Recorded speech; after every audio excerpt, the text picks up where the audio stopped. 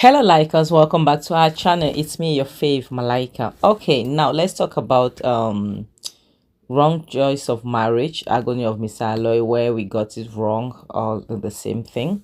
Episode, I think 16. Now remember the last episode 15, the elders called the meeting, and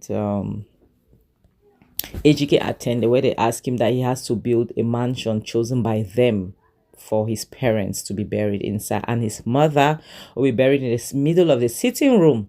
Ejike got so pissed, he walked out on them, insulted them and all the rest, and left. Now episode 16, Ejike, now instead of trying to do the right thing, Dan, who wasn't at the, remember, I wasn't in the meeting, they chased him away, and it's him and his wife is coming to Ejike now to advise Ejike that why would you build a mansion? Why would the elders be the ones who chose the house that you have to build for your parents to be buried inside? And they are choosing a mansion. And now you have to bury your mother inside. Ejike is saying that he will not be able to live with himself, knowing fully well his mother is buried in his house. He forgets that that house is not going to be his house. That's his parents, even though they have died. That why would they want him to bury his parents inside his house, and they are choosing where he has to bury them in the middle of his house? How can he live knowing fully well that his mother is buried there, and all the rest, that he will not be able to live with himself, and so on and so forth. Then they say yes, it's because they want your parents to torment you, even in bite after buying, they want your parents to torment you. My problem now is Dan is leading Ejike astray, and Ejike doesn't even know it. Because I don't know how somebody that does not have a family, that grew up in an orphanage, will be advising you that grew up in a family setting, and you'll be listening. Those people didn't buy you when you were a child. Those people want to buy you now when you're an adult. It's very funny. Your mother didn't buy you when you were still in her womb. She wants to do that now that you're already out of her womb. So then it's like they want to torment you even after they are bite. So what you do is to bribe them. I've told you to give them money, but don't bribe them in front. Bribe them individually. Call one that's more influential, like one that they listen to. The one that talks and they listen, you bribe him behind. Then you go and be bribing all the others. You understand? And the mumu Ejike, listen, I thought he would be like, no, that's not a good idea. No, he listened and went ahead to bribe the elders. So he went ahead now and chose Mazi Fanyi, the first one, meet up with him and talk to him about the money. And Mazi also fell for it. I don't know if it's a trap Mazi is setting for Ejike, or if it's really serious that he wants to take money from Ejike. Honestly, this thing, it will really get me upset if really that's what he's doing. Now Ejike is saying how much will you give, because it has to be for me and another elder, because I cannot do this alone. I have to involve the other ones so that we'll talk on your behalf to favor you. I even thought he would call like 20M. He's going to call 2M that he wants to. And Ejike smiled, because Ejike's thought was as good as mine. Ejike thought he was going to call big, huge figures. Ejike just smiled and said that's no problem. And he's saying because he has to give another elders also, so that they'll talk on his behalf to favor him. And when Ejike is like, okay, leave me your account detail, because he said that he has to go so that they will not see them together. He said no, he wants the money cash. Fair enough, so that for it not to be, for no traceability. Now he goes his way. Now Munachi, as usual, will be the victim always, because now the women's meeting, the Omuna as they call them now, the ones that are married, and not even the Muna, the daughters-in-law of that Ejike's village now, Munachi is now part of it, but they do not want to accept her because they don't know her, which is the right thing to do. They don't know her, based on the fact that Ejike did not bring her to formally introduce her to them, as his woman. And he did not marry her traditionally. He married her, he just married her, they just went to court and signed their marriage. They didn't marry traditionally. And that was what Munachi was always scared of. Now they're rejecting her. Say they don't know her. You know, she cannot perform the rituals to accompany her mother, late mother-in-law. Munachi is even begging. I'm glad because it's only Munachi and Rita and Ruth. Is it Rita? No, Ruth.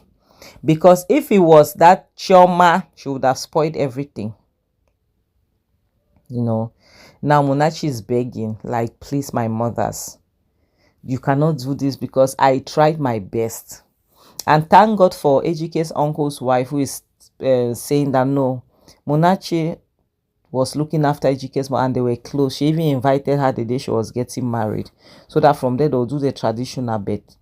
It didn't work out the way it was supposed to work out. Even Ruth put her mouth there to beg, you know, but still they were adamant that no, she cannot. They cannot just give her a daughter-in-lawship just like that. She hasn't done anything to deserve it, you know. So and they cannot perform the rituals. That's when Ejike's uncle's wife said no, they'll have to, because in the absence of the wife, it is a daughter. The woman say yes, but we know that Ejike's sister, I forgot her name, she died a long time ago. The woman said no, she didn't die. As we speak, she's in my house. And they were like, what? And Munachi was like, Ejike has a... She was shocked to know that Ejike has a sister, because Ejike never spoke even about his family. Remember, in the beginning, never talked about his family, never talked about his sister. Munachi was like, what? Yeah. So the woman said that, so since Munachi cannot, then Ejike's sister will have to perform the rituals. So they went home now to see Ejike's sister. And as soon as Munachi saw her, she hugged her. She was happy. But once she found out Ejike's sister found out that was Ejike's wife, almost, you can see the way she pushed Munachi, which was reasonable, you know, because she's angry with her brother. So eventually anything that has to do with her brother, she will not want to have anything to do with it, because she said, and nothing good can ever come out from Ejike. But that was when she was wrong, because Munachi is the only good thing that Ejike could ever have, you know. So Ejike's uncle's wife tried to talk to her, and like, this is the person that took care of your mother during her last days. They were close and all the rest. Like, give her a chance, she's a very good person and all the rest. So at the end of it, it turned out well, because they finally hugged it out, cried, and they were happy. And now Andy went to Ejike, and Ejike is telling Andy that he has bribed the elders. And Andy is telling Ejike that this route you're taking is not good for you. You know, Dan is destroying your life. Dan is leading you astray. But for Ejike now, Ejike knows everything. You people know that Ejike knows everything. Ejike knows it all. Because what Dan is saying is actually the truth. Sorry, what Andy is saying is actually the truth. Dan is leading Ejike astray. Everybody knows that. Only except for Ejike, who thinks Dan loves him very much. He's not leading him astray. You see. So now Andy is telling him the physical aspect of life control the spiritual aspect of life control the physical, which is the truth. Because things happen spiritually before it happens physically. For instance, spiritually, you buy 2 years before you buy in the physical world. Before buying in the physical, you've bought spiritually already. Maybe a year or two before. Which is the truth. So the physical excuse me, bless me, Lord. So the spiritual